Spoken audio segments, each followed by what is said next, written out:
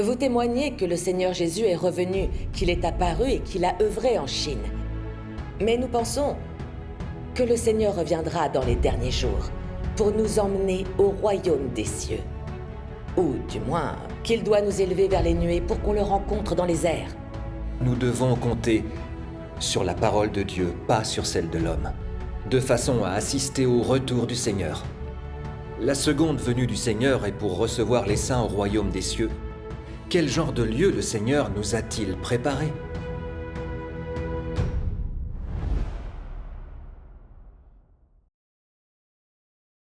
Frères et sœurs, quel est le plus grand espoir de notre foi en le Seigneur? Être enlevé au royaume des cieux.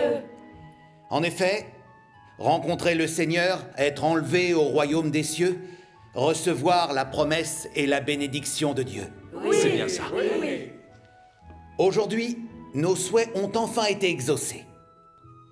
Le Seigneur Jésus, que nous attendions depuis tant d'années, est déjà revenu.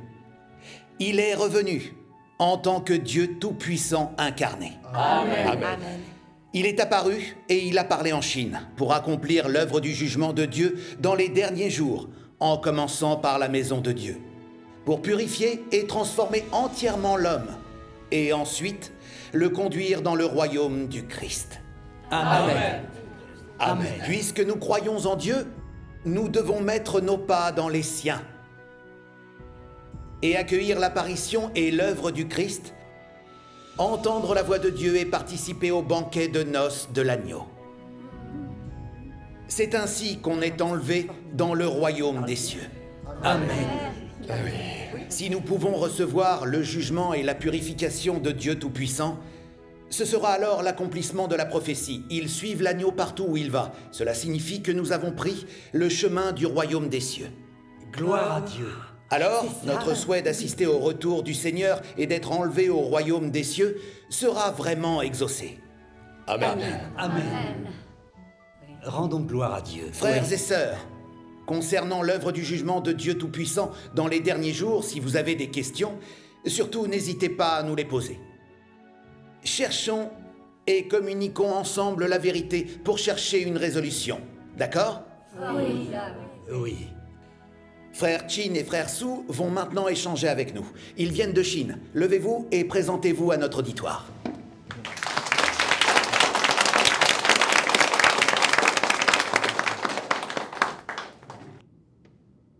Vous témoignez que le Seigneur Jésus est revenu, qu'il est apparu et qu'il a œuvré en Chine. Je pense que c'est vrai, car c'est ce qu'il a prophétisé dans la Bible. Car comme l'éclair part de l'Orient et se montre jusqu'en Occident, ainsi sera l'avènement du Fils de l'homme. Mais nous pensons que le Seigneur reviendra dans les derniers jours pour nous emmener au royaume des cieux. Ou du moins, qu'il doit nous élever vers les nuées pour qu'on le rencontre dans les airs. Comme Paul l'a dit dans la Bible, ensuite, nous les vivants qui serons restés, nous serons tous ensemble enlevés avec eux sur des nuées, à la rencontre du Seigneur dans les airs. Et ainsi, nous serons toujours avec le Seigneur. Mais pourquoi le Seigneur n'est-il pas venu, comme cela l'a été annoncé dans la Bible? Ça ne correspond vraiment pas aux idées que nous nous sommes faites, ni à ce que nous avons imaginé. C'est vrai. Qu'est-ce que l'œuvre du jugement de Dieu Tout-Puissant dans les derniers jours a à voir avec le fait que nous soyons enlevés au royaume des cieux? C'est une chose que je ne comprends pas. Dites-nous ce que vous en pensez. Oui, dites-le nous, oui. Bien. Vous avez raison de vous référer aux prophéties de la Bible pour étudier l'œuvre de Dieu Tout-Puissant. Beaucoup de gens croient que lorsque le Seigneur reviendra, il élèvera les croyants dans les airs pour les rencontrer. Ce que vous dites est uniquement basé sur la parole de Paul et pas sur celle du Seigneur. Nous n'avons aucun moyen de dire si la parole de Paul découlait de l'idée des hommes, ou bien de l'illumination du Saint-Esprit. C'est vrai. C'est ce que le Seigneur Jésus avait dit en annonçant son retour. Pour ce qui est du jour et de l'heure, personne ne le sait. Ni les anges des cieux, ni le Fils, mais le Père seul. Amen. Amen. Amen. Le Seigneur l'a dit très clairement. Quand reviendra-t-il? Personne au monde ne pourra le savoir. À part Dieu, même les anges ne le sauront pas, n'est-ce pas? Oui, c'est juste. C'est juste.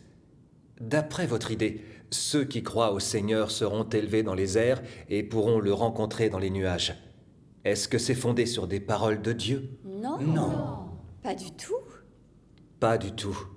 Si vous vous en tenez à la parole de Paul, plutôt qu'à la parole du Seigneur, tout porte à croire que vous vous trompez lourdement. Paul n'était qu'un homme. Il ne représentait pas le Seigneur Jésus. Comment pouvait-il savoir que le Seigneur élèverait ses fidèles dans les nuées quand il reviendrait? Sur quoi était fondée la parole de Paul? De plus, devons-nous attendre le retour du Seigneur conformément aux paroles de Paul? Pourquoi n'accueillons-nous pas le Seigneur conformément à la parole du Seigneur Jésus? C'est ce que le Seigneur Jésus avait dit en annonçant son retour. Si tu ne veilles pas, je viendrai comme un voleur, et tu ne sauras pas à quelle heure je viendrai sur toi. Qu'est-ce que cela veut dire? Préférer s'en tenir seulement à la parole de Paul et pas à la parole du Seigneur Jésus quand on croit au Seigneur? Est-ce que cela veut dire que Paul était le Seigneur et le Christ? Non, pas du tout. Alors en qui croyez-vous en fin de compte? En Paul ou au Seigneur Jésus? Est-ce que ça ne mérite pas qu'on réfléchisse sérieusement à cette question? La seconde venue du Seigneur est pour recevoir les saints au royaume des cieux. On peut en être certain de ça. Mais personne ne peut vraiment deviner la façon dont le Seigneur recevra ses adeptes au royaume des cieux. Si l'on comptait sur les concepts et l'imagination des hommes pour le comprendre en supposant que le Seigneur enlèverait les gens dans les airs, pour les rencontrer, ce serait irréaliste. Vous êtes bien d'accord? Évidemment. Oui.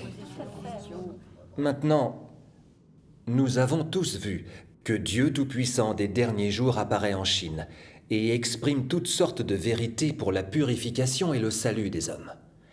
Il est en train de purifier et de rendre parfaites toutes les vierges sages qui ont été amenées devant son trône. Dieu est déterminé à faire de ces gens des vainqueurs avant que la catastrophe arrive. Après avoir formé un groupe de vainqueurs, Dieu déclenche la catastrophe pour détruire cette humanité maléfique qui résiste à Dieu de façon démente. Après la catastrophe, Dieu apparaîtra à tous les peuples et à toutes les nations. Maintenant, je vois. Est-ce que ce n'est pas le véritable processus par lequel le Seigneur emmènera ses adeptes dans le royaume du Christ à son retour? C'est vrai. Il me semble que l'œuvre de Dieu Tout-Puissant dans les derniers jours a accompli toutes les prophéties du Seigneur Jésus. Je vais vous préparer une place, et lorsque je m'en serai allé et que je vous aurai préparé une place, je reviendrai et je vous prendrai avec moi. Amen. Afin que là où je suis, vous y soyez aussi, sachant que le Seigneur est déjà là, sur terre. En voulant toujours monter au ciel, vous êtes-vous une seule fois demandé si nous n'allons pas dans la mauvaise direction? C'est bien le cas. Oui, c'est le cas. Frères et sœurs, puisque le Seigneur est venu sur terre, Dieu a aussi prédéterminé que nous soyons nés dans les derniers jours, pour être un jour amenés devant son trône, recevoir son œuvre de jugement dans les derniers jours, être purifiés et rendus parfaits par lui, et enfin entrer dans le royaume du Christ. Amen. Rendons grâce à Dieu. Gloire à Dieu. Oui. Continuons. Quel genre de lieu le Seigneur nous a-t-il préparé? Il s'agit bien sûr du royaume du Christ réalisé sur terre, en accomplissement de la prophétie, afin que là où je suis, vous y soyez aussi. Ce qui prouve que lorsque le Seigneur Jésus reviendra dans les derniers jours, il viendra dans son royaume. Gloire à Dieu.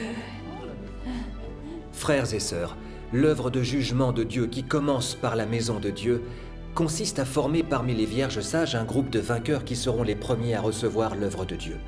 Et puis il apparaîtra aux yeux de tous en descendant sur un nuage. C'est ainsi que le royaume du Christ sera réalisé sur terre. C'est vrai.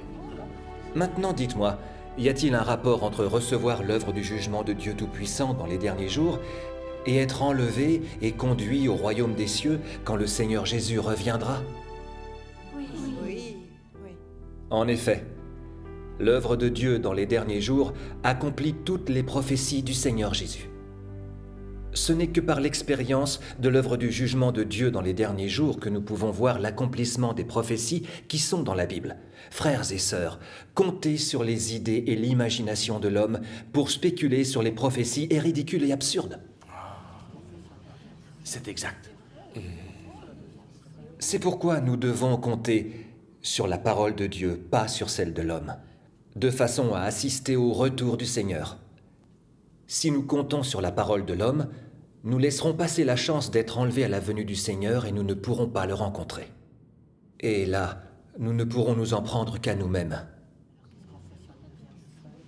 Bien dit. Il faut compter sur la parole du Seigneur pour tout quand on croit au Seigneur. Il est trop facile de s'égarer si on se fie à la parole de l'homme. Concernant surtout un événement aussi important que la rencontre du Seigneur, nous avons compté sur la parole de l'homme, mais pas sur les paroles du Seigneur. Nous avons risqué de manquer la chance de le rencontrer et d'être enlevés au royaume des cieux.